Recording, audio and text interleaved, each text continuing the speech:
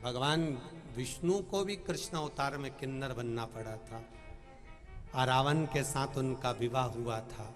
आरावन मरा था क्योंकि कुंवारी अवस्था में कोई मर जाए तो उसका तर्पण, उसकी तिलांजलि नहीं होती।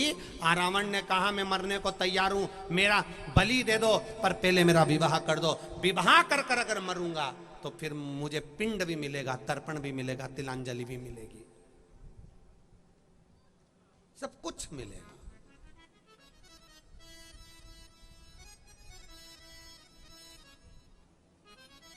ये बैसाख का महीना चल रहा है।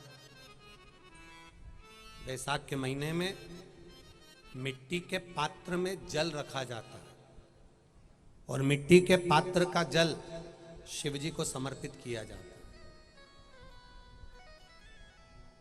बैसाख चरित्र स्कंद पुराण में उठाकर पढ़ना कि आखिर मिट्टी के पात्र का जल बैसाख के महीने में शंकर को क्यों चढ़ाया जाता है। अगर मिट्टी का पात्र भी नहीं हो, तुम्हारे घर में मटका हो, सुरई हो, वो भी नहीं हो, तो एक दिए में मिट्टी के पानी भर लो और वो पानी तांबे के कलश के अंदर जो पानी है उसमें मिला लो। पर मिट्टी का जल शिव जी को क्यों चढ़ाया जाता है?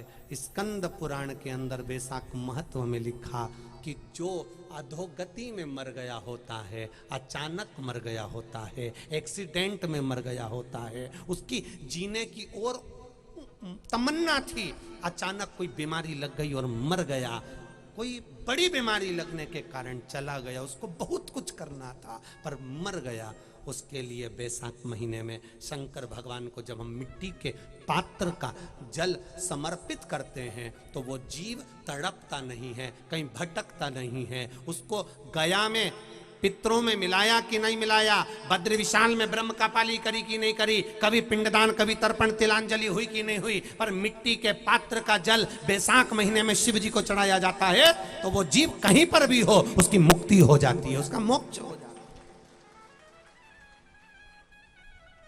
भले एक दिए, अगर आपके पास मिट्टी का मटका नहीं है, आपके पास मटका नहीं, सुराई नहीं, मटकी नहीं, मिट्टी का कोई पात्र नहीं, कोई तारवा नहीं, तो आप दिए के अंदर भी जल भरकर उसको तांबे के लोटे में मिलाकर शिव जी को चढ़ा सकते हो। बैसाख महीने में वो जिस नारी के गर्भ में बच्चा 1-2 महीने का, 4 महीने का किसी का गिर गया हो, बच्चा चले गया, 2 महीना, 4 महीना, 6 महीने का समाप्त हो, उसको चढ़ाना चाहिए बैसाख महीने में शिव को जल, मिट्टी के पात्र का जल।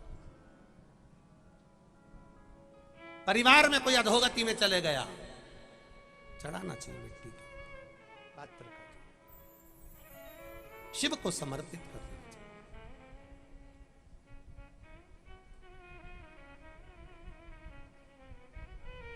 उसका एक सुख, उसका एक आनंद दूसरा ही है। और प्रयास करना कभी कहीं कोई एकांतेश्वर महादेव मिल जाए। मेरा देपालपुर की माताओं से निवेदन है, एकांतेश्वर महादेव, कोई एकांत में शिव जी मिल जाए। एकांतेश्वर महादेव का महत्व शिव महापुराण में, स्कंद पुराण में, लिंग पुराण में, कूर्म पुराण में, ब्रह्म विवर्त पुराण में बहुत करा गया। एकांतेश्वर महादेव होते कैसे हैं, उनका स्वरूप कैसा होता है, उनके नंदी की आकृति कैसी होती है, अशोक सुंदरी का स्थान कैसा होता है, ये जो कथा 25 अप्रैल से भिलाई में जो प्रारंभ होगी, दोपहर में 2 बजे से 5 बजे तक आस्था चैनल पर आएगी, उस कथा का नाम रहेगा एकांतेश्वर महादेव, शिव महापुराण की कथा। हम उसमें जानेंगे कि एकांतेश्वर महादेव का महत्व क्या है। अचानक अगर रोग बढ़ गया, अचानक अटैक आ गया, शुगर, बीपी, कुछ भी गड़बड़ हो गया, तो हम एकांत वाले शिव मंदिर में क्यों जाएं, उसका महत्व क्या है। एकांतेश्वर महादेव का भिलाई की उस कथा का नाम रहेगा एकांतेश्वर महादेव शिव महापुराण कथा। शिव के महत्व को जानना,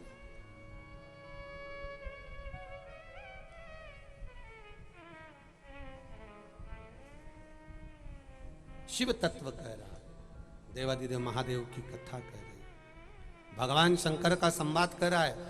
भगवान को हंसी आ गई, किन्नर बनना पड़ा।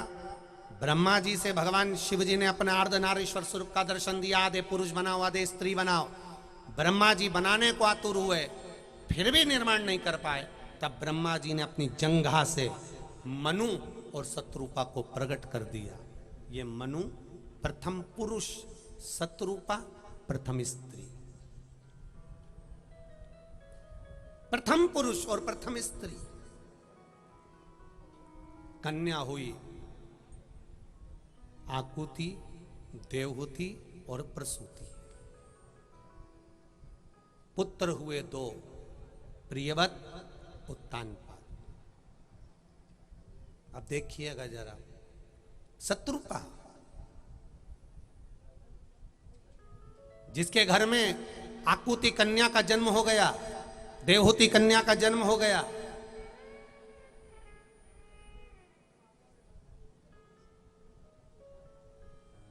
और शत्रुपा एक दिन मनु महाराज के साथ में विराजमान थी, और शत्रुपा जी के हृदय में एक भाव प्रकट हो गया कि मुझे शिव की आराधना करना है, मुझे शंकर की भक्ति करना है। शायद दुनिया का पहला संवाद होगा शिव महापुराण का, इस कथा का स्मरण करना दुनिया का पहला संवाद होगा जिसका आप स्मरण करेंगे कि कितनी विचित्र माता प्रसूति का तप होगा, कितना विचित्र मां प्रसूति का तप होगा कि गर्भ किसी और का था और निकल कर प्रसूति के गर्भ में आ जाना, यह कितना प्रबल बात होगा, कितनी प्रबल।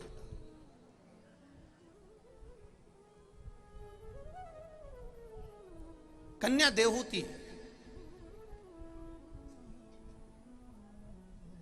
का जन्म, कन्या देवहूति आकुति का जन्म हो गया। प्रसूति तीसरे नंबर पर। बड़े बड़े अभी मनु और शत्रुपा दोनों बैठे हैं। शत्रुपा जी ने अपने पति मनु से कहा, प्रभु मेरा मन है मैं शिव की आराधना करूं, भगवान शंकर का भजन करूं, क्या करना चाहती हो? बस जिन भोलेनाथ जी ने ब्रह्मा जी को दर्शन दिया, जिन भोलेनाथ जी ने भगवान नारायण को दर्शन दिया, जिन ब्रह्मा जी ने भोलेनाथ ने दर्शन देकर ब्रह्मा जी से सृष्टि की रचना कराई, जिन भोलेनाथ ने दर्शन देकर भगवान विष्णु को सृष्टि का संचार करने का कहा, उन भोलेनाथ जी से मुझे भी दर्शन करना है। मांगने का उद्देश्य नहीं है, केवल उनके दर्शन का उद्देश्य है, केवल दर्शन का उद्देश्य। और कुछ नहीं।